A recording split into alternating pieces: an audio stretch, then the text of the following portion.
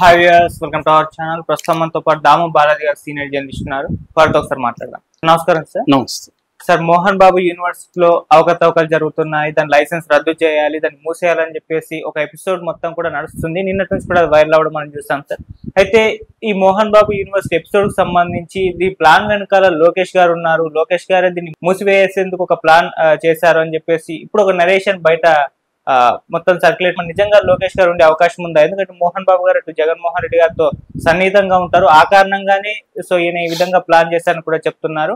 అలాగే అటు మంచు విష్ణు గారు కూడా దీనికి సంబంధించి క్లారిటీ ఇచ్చే ప్రయత్నం చేశారు. ఒక పెద్ద లేఖ కూడా రిలీజ్ చేశారు. మరి ఆయన ఏం చెప్తున్నారు? మరి వర్షం ఉండే అవకాశం ఉందా? మీరేం చెప్తారు సార్? నిన్నటి నుంచి నిన్న మార్నింగ్ నుంచి విపరీతంగా మోహన్ బాబు యూనివర్సిటీని క్లోజ్ చేస్తున్నారన్న వార్త రెండు తెలుగు రాష్ట్రాలని కుదిపేసింది. దాంతో మంచు మనోజ్ ఒక సుదీర్ఘమైన ప్రకటన ఇచ్చి ఎక్స్ప్లెనేషన్ కూడా ఇచ్చాడు. అట్లాగే ఇప్పుడు ఇంకొక వార్త వైరల్ అవుతుంది ఏంటంటే మోహన్ బాబు ఫ్యామిలీకి జగన్ ఫ్యామిలీకి మధ్య బంధుత్వం ఉంది. ముఖ్యంగా మంచు విష్ణు పెళ్లి చేసుకున్న వెరోనిక అమ్మాయి జగన్ ఫ్యామిలీకి దగ్గర బంధువు కాబట్టి అలాగా గతంలో కూడా మోహన్ బాబు యూనివర్సిటీ మీద అనేక కంప్లైంట్లు వచ్చినా కూడా జగన్ ప్రభుత్వం దాన్ని సీరియస్ గా తీసుకోలేదు. జగన్ ని కాపాడాడని అక్కడ ఉద్యమకారులు కూడా అనేక సార్లు మీడియాతో చెప్పారు. సో ఈ నేపథ్యంలో లోకేష్ ఇప్పుడు ఆయన ఎడ్యుకేషన్ మినిస్టర్ లోకేషే కాబట్టి లోకేష్ కిందనే ఇప్పుడు మోహన్ బాబు యూనివర్సిటీ మీద చర్య తీసుకున్న కమిషన్ కూడా లోకేష్ కిందనే ఉంటది కాబట్టి లోకేష్కి తెలియకుండా ఇదైతే జరిగే అవకాశం అయితే లేదు. కాబట్టి ఖచ్చితంగా లోకేష్ ఆధ్వర్యంలోనే జరిగింది. గతంలో కూడా మనం చూస్తే మంచు మనోజ్ అక్కడ యూనివర్సిటీ దగ్గరికి పోయి అనేక సార్లు ఈ ఉద్యమకారులకి పేరెంట్స్ కి మద్దతు తెలియజేశాడు. యూనివర్సిటీలో అవకతవకలు జరుగుతున్నాయని చెప్పాడు. దీనికంతా విష్ణునే కారణం అనేది కూడా మంచు మనోజ్ చెప్పాడు. అప్పుడు సంక్రాంతికి లోకేష్ నారావారిపల్లిలో ఉన్నప్పుడు మంచు మనోజ్ కూడా వెళ్ళి లోకేష్ని కలిశాడు కూడా. కలిసినప్పుడు మొత్తం దీనికి సంబంధించిన మెటీరియల్ అండ్ డాక్యుమెంటల్ ఎవిడెన్స్ కూడా అట్లాగే వీళ్ళు ఇచ్చిన పేరెంట్స్ తర్వాత అక్కడ ఉన్న స్టూడెంట్ ఆర్గనైజేషన్స్ వీళ్ళంతా ఇచ్చిన డాక్యుమెంట్స్ అన్నిటినీ కూడా లోకేష్కి సబ్మిట్ చేసి వచ్చాడు. దాని ఫలితమే ఇది అనేది ఒక వార్త వస్తుంది. మామూలుగా మనం చూస్తే తిరుపతికి 20 కిలోమీటర్ల దూరంలో Madanapalle Tirupati national highway 71 national హైవేలో అక్కడ సాయినాథ నగర్ అంటారు, రంగంపేట, అక్కడ 100 ఎకరాల్లో ఈ మోహన్ బాబు యూనివర్సిటీ ఉంది. ఇది మామూలుగా SVET శ్రీ విద్యా ఎడ్యుకేషనల్ ట్రస్ట్ పేరుతో 1992లో స్థాపించారు. ముందుగా స్కూల్స్ అవి ఉన్నాయి, దాని తర్వాత ఇంజనీరింగ్ కాలేజీ, నర్సింగ్ కాలేజీ, తర్వాత commerce, arts, media studies, medical ఇది ఇట్లా అన్ని రకాల 9 రకాల ఇన్స్టిట్యూట్స్ అక్కడ ఉన్నాయన్నమాట. 2022లో డీమ్డ్ యూనివర్సిటీగా చేశారు.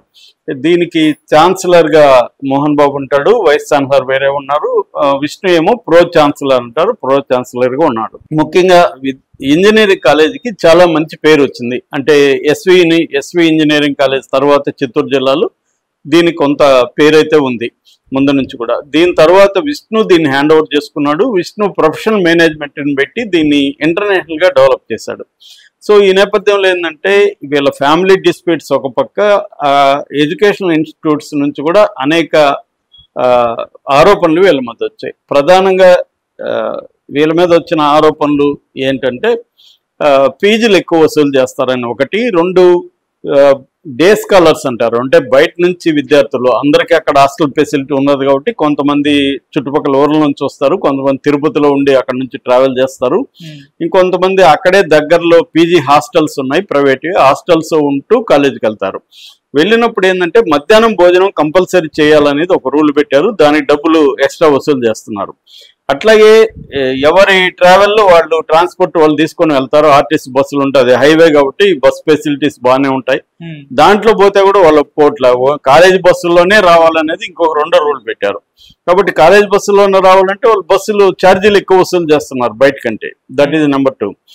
అంటే ఇవన్నీ కూడా ఆరోపణలు చెప్తున్నా నేను. అక్కడ SFI, ASF, NSU ఈ 3 రకాల స్టూడెంట్ ఆర్గనైజేషన్స్ పనిచేస్తున్నాయి. వాళ్ళు అనేక సార్లు టీవీలతో మాట్లాడారు. అట్లాగే పేరెంట్స్ అసోసియేషన్ కూడా దాంట్లో మాట్లాడారు. వాళ్ళు చెప్పిన ఆరోపణలు నేను చెప్తున్నాను. సో ఇది 2వది బస్సులు. 3వది యూనిఫామ్స్ బయట కుట్టించుకోవడానికి లేదు, మేము ఇచ్చిన యూనిఫామ్స్ తీసుకోవాలనేది 3వ కండిషను. ఇలాగా అనేక కండిషన్లు పెట్టి వీళ్ళ దగ్గర దాదాపు 50,000 వరకు పర్ హెడ్ వసూలు చేస్తున్నారు అనేది ఆ స్టూడెంట్ ఆర్గనైజేషన్ చెప్తున్నాయి. ఇప్పుడు జరిగింది ఏంటంటే APHERMC అంటారు, Andhra Pradesh higher education regulation and monitoring commission.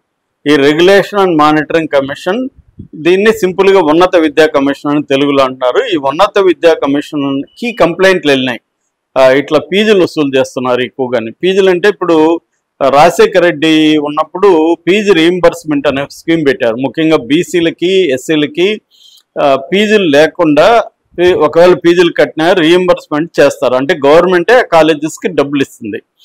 అది కంటిన్యూగా వస్తూ ఉంది, అన్ని ప్రభుత్వాలు కూడా దాన్ని అమలు చేస్తున్నాయి. కాబట్టి ఆ విద్యార్థుల దగ్గర ఆ కాలేజ్ యాజమాన్యం ఫీజులు వసూలు చేయకూడదు అనేది రూలు. గవర్నమెంటే ఇస్తుంది కాబట్టి వీళ్ళ దగ్గర వసూలు చేయొద్దు. కానీ ఇప్పుడు ఏమవుతుందంటే గవర్నమెంట్స్ ఫీజు సకాలంలో ఇవ్వట్లేదు వీళ్ళకి, అందువల్ల వీళ్ళకి బకాయిలు పడిపోతున్నాయి ప్రైవేట్ కాలేజీలు. దాంతో కొన్ని కాలేజీలు ఏం చేస్తున్నారంటే విద్యార్థుల దగ్గర కలెక్ట్ చేసి గవర్నమెంట్ ఇచ్చినాక మీకు ఇస్తామని చెప్తున్నారు. ఎందుకంటే వాళ్ళకి ఆపరేషనల్ కాస్ట్ ఇవన్నీ పెరిగిపోతున్నాయి కాబట్టి మాకు రన్నింగ్ ప్రాబ్లం అవుతుంది, ప్రభుత్వాలు ఇవ్వట్లేదు, ఆలస్యం చేస్తున్నాయి అనేది ఒక సాగు చెప్తున్నారు. ఇక్కడ కూడా మోహన్ బాబు యూనివర్సిటీలో కూడా ఇప్పుడు ఆరోపణ ఏంటంటే 26,27,00,000 ఇలాగా విద్యార్థుల నుంచి 3 ఏళ్లలో కలెక్ట్ చేశారని చెప్తున్నారు. 2022 నుంచి ఇప్పటి వరకు ఇలాగా కలెక్ట్ చేశారు, అది తిరిగి ఇవ్వలేదు అనేది ప్రధానమైన ఆరోపణ. అంటే ఈ కమిషన్ యూనివర్సిటీకి వచ్చింది, వివిధ విద్యార్థులతోనూ పేరెంట్స్తోనూ స్టాఫ్తోనూ అందరితో మాట్లాడింది, ఒక సమగ్రమైన ఇన్వెస్టిగేషన్ విచారణ జరిపినాక ఇది రికమెండేషన్లు చేసింది గవర్నమెంట్కి. ప్లస్ వీళ్ళకి నోటీసులు ఇచ్చారు.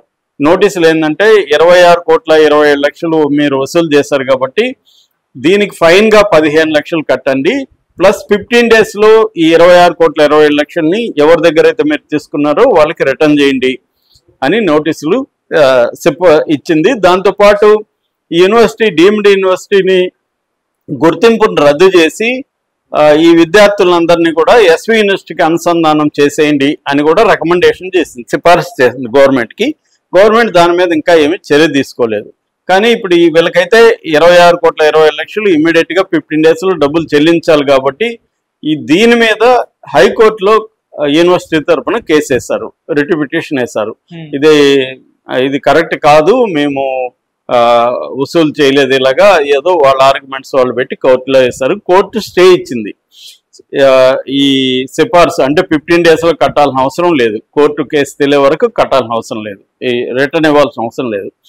సో ఇప్పుడు 14వ తేదీకి విచారణ ఉంది. ఇప్పుడు ఏం చేస్తుందంటే జనరల్గా ఇలాంటివి జరిగినప్పుడు కోర్టు ప్రతివాదులకు నోటీస్ ఇస్తుంది. అంటే ఈ ఉన్నత విద్యా కమిషన్కి ప్రభుత్వానికి వీళ్ళకి నోటీసులు వెళ్తాయి, వాళ్ళు ఇప్పుడు సమాధానం ఇచ్చుకోవాలి. అంటే మోహన్ బాబు యూనివర్సిటీ ఏ రకమైన చట్టాలను ఉల్లంఘించారు, ఆ చట్టాలను ఉల్లంఘించడం అనేది కరెక్ట్ కాదని చెప్పి కోర్టులో తన వాదన వినిపిస్తే కోర్టు ఉన్నత విద్యా కమిషన్ సమర్పించిన డాక్యుమెంట్స్ కావచ్చు అవన్నీ చూసి పరిశీలించి అది కరెక్టే అనుకుంటే మోహన్ బాబు మీద చెల్లించాలని చెప్పొచ్చు. అప్పుడు కూడా మోహన్ బాబు సాటిస్ఫై కాకపోతే సుప్రీంకోర్టుకి వెళ్ళొచ్చు. నేను నిన్న కూడా చెప్పాను, ఇక్కడ ఉన్న మన లీగల్ సిస్టంలో ఉండే లూప్ హోల్స్ని కావచ్చు, వ్యవస్థల్ని కానీ ఉపయోగించుకొని వీళ్ళు దీన్ని ఎలా డ్రాగ్ ఆన్ చేస్తుంటారో చెప్పాను నేను. ఇలా డ్రాగ్ ఆన్ చేస్తూ బ్యాక్ హ్యాండ్ ఛానల్లో మళ్ళీ సంప్రదింపులు చేస్తారు. ఇది టైం బయింగ్ యాక్టివిటీ. ఈ ఫైనల్ గా ఏమీ జరగదు, విద్యార్థులకి న్యాయం అనేది జరగకుండా ఉండే అవకాశం ఎక్కువ ఉంది. ఎక్కువగా పోరాటాల వల్లనే, అందుకనే విద్యార్థి సంఘాల అవసరం ఎక్కడ ఉంటుందంటే విద్యార్థి సమస్యల మీద ఒక రాజీ లేని పోరాటం చేస్తేనే అవుతుంది తప్ప ఈ వ్యవస్థల ద్వారా అవ్వదు. ఈ వ్యవస్థలు ఏంటంటే వ్యవస్థల్ని డబ్బున్న వాళ్ళు, పలుకుబడి ఉన్న వాళ్ళు మేనేజ్ చేసుకోవచ్చు. నేను నిన్న కూడా చెప్పాను, మోహన్ బాబుకి మోడీతోనే చాలా అనుబంధం ఉంది, మోడీతో పోయి ఫ్యామిలీ ఫోటోలు దిగుతున్నారు వాళ్ళు. అంటే సాక్షాత్తు ప్రైమ్ మినిస్టర్ అనుబంధం ఉన్నప్పుడు వ్యవస్థలను వాళ్ళు మేనేజ్ చేసుకోలేరా? వాళ్ళు సుప్రీంకోర్టు అడ్వకేట్లను పెట్టుకోగలరు, దీన్ని డ్రాగ్ ఆన్ చేయగలరు, దీంట్లో టెక్నికల్ విషయాలను పెట్టుకొని ఎస్కేప్ కాగలరు, ఇవన్నీ ఉంటాయి కాబట్టే చేయగలుగుతారు. ఎప్పుడైనా పెద్ద స్థాయిలో ఉన్నవాళ్ళు ఇటు ఫైనాన్షియల్ ఫ్రాడ్ కానీ లేకపోతే వేరే ఒక రకమైన క్రైమ్ చేయగలుగుతున్నారంటే బికాస్ వీ కెన్ అనే ఒక కాన్ఫిడెన్స్ వాళ్ళకు ఉంటుంది, చేసి కూడా మనం తప్పించుకోవచ్చు అని. ఇప్పుడు మోహన్ బాబు టీవీ9 ఆయన కొట్టాడు, ఏమైంది ఆ కేసు? ఇప్పటికీ ఏమి కాదు. నేను అప్పుడు కూడా చెప్పాను ఏమి కాదు ఇది ఫైనల్గా అని. అదే మనం ఇంకెవరైనా కొట్టంటే మనం జైలుకి వెళ్తాం. అందువల్ల ఏంటంటే డబ్బు పలుకుబడి ఉన్నవాళ్ళు ఈ వ్యవస్థల్ని మేనేజ్ చేసుకుని మ్యాక్సిమం బయటపడతారు. ఎప్పుడో రాజకీయ కక్ష తీర్చుకోవడానికి మాత్రమే మనకు కొంతమంది జైలుకి వెళ్తారు తప్ప మామూలుగా అయితే వ్యవస్థలను మేనేజ్ చేయడం అనేది వాళ్ళకి బ్రహ్మాండంగా వచ్చు. సో దాంట్లో నుంచే ఇది కూడా బయటపడుతుంది. ఇప్పుడు విష్ణు ఏం చెప్తున్నాడు, విష్ణు మేము వసూలు చేయలేదనో ఫ్రాడ్ చేయలేదనో లేకపోతే ఉన్నత విద్యా కమిషన్ మా మీద పెట్టిన ఆరోపణలు తప్పని ఎక్కడ చెప్పలేదు ఆయన. ఈ సిఫార్సులను మేము వ్యతిరేకిస్తున్నాం, అందుకని మేము కోర్టుకు వెళ్ళాం, కోర్టులో కేసు ఉంది కాబట్టి సబ్జుడిస్ ఉంది కాబట్టి సబ్జుడిస్ అంటారు కాబట్టి మేము ఆ కేసుని గురించి మాట్లాడట్లేదు అనేది విష్ణు చెప్పాడు. అంతవరకు విష్ణు చెప్పింది కరెక్టే. ఎందుకంటే ఇప్పుడు ఆయన మేము ఈ నేరం చేయలేదని చెప్పడానికి లేదు, ఎందుకంటే కోర్టులో చెప్పుకోవాలి తప్ప కోర్టులో కేసు ఉన్నప్పుడు బయట చెప్తే సబ్జుడిస్ అంటారు దాన్ని, అంటే కోర్టుని ధిక్కరించినట్టు, అది ప్రాబ్లం అవుతుంది కాబట్టి అది చెప్పలేదు. కానీ విష్ణు ఏంటంటే ఆయన చెప్పింది మా యూనివర్సిటీ చాలా గొప్పగా ఉంది, అనేక పెన్ స్టేట్ యూనివర్సిటీ అని అమెరికాలో ఉండే పెన్ స్టేట్ యూనివర్సిటీతో మేము అనుసంధానం చేసుకున్నాము, అలాగే RWTH అని జర్మనీతో అనుసంధానం చేసుకున్నాము, ఇలాగ మేము ఇంటర్నేషనల్ యూనివర్సిటీ అంతా కూడా మాది టైఅప్స్ ఉన్నాయి, అలాగే మేము ఇక్కడ స్కాలర్షిప్స్ ఇస్తున్నాము పేద విద్యార్థులకి, తర్వాత పోలీసుల పిల్లలకి, మిలిటరీ వాళ్ళ పిల్లలకి మేము తక్కువగా ఫీజులు తీసుకోకుండా స్కాలర్షిప్స్ ఇచ్చి మేము ఎడ్యుకేషన్ చేస్తున్నాము, మేము ఆ ఏరియాలో ఎన్నో సేవలు చేస్తున్నాము, మా మీద ఇలాంటి దుష్ప్రచారం చేయడం కరెక్ట్ కాదు అంటున్నాడు.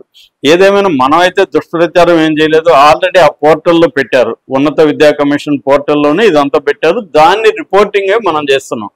మనం అంతకంటే లేనిదేం చెప్పట్లేదు. మనం ఒక విద్యార్థి సంఘాలు ఏం చెప్తున్నారు, పేరెంట్స్ అసోసియేషన్ ఏం చెప్తున్నారు, అలాగే ఉన్నత విద్యా కమిషన్ ఏం పెట్టింది, కోర్టులో ఏం జరుగుతుంది, ఇది చెప్తున్నాం తప్ప లేనిది పబ్లిక్ డొమైన్లో లేనిదో లేకపోతే ఎవరు ఆరోపణలు చేయిందో మనం మీడియా సృష్టించి ఏం చేయట్లేదు. అది వాళ్ళు విష్ణు కానీ వాళ్ళు అర్థం చేసుకోవాలి. వాళ్ళ వైపు వాళ్ళు ఇవ్వడం అనేది కరెక్టే వాళ్ళు, ఎందుకంటే దీంట్లో అనేక సందేహాలకు తావుంది, మూసేసినారేమో అని నమ్ముతున్నారు. యూనివర్సిటీ అయితే మూయలేదు, నిన్న కూడా చెప్పాను, నేను జరగదు కూడా అని కూడా చెప్పాను. ఏమీ జరగదు, ఇది ఫైనల్గా వీళ్ళు సుప్రీంకోర్టు వరకు వెళ్తారు, దీన్ని వాళ్ళు విత్ ఇన్ దట్ దీంట్లో మేనేజ్ చేసుకుంటారు. దీంట్లో ఏదో కొంత ఒకవేళ నిజంగానే వసూలు చేస్తుంటే టైం అడుగుతారు, 15 days మా వల్ల కాదని రిటర్న్ ఇస్తారు. ఈ లోపల గవర్నమెంట్ నుంచి రావాల్సింది వాళ్ళకి వస్తుంది కాబట్టి వాళ్ళ చేతిలో నుంచి పోయేదేమి ఉండదు. అది okay sir, thank you so much.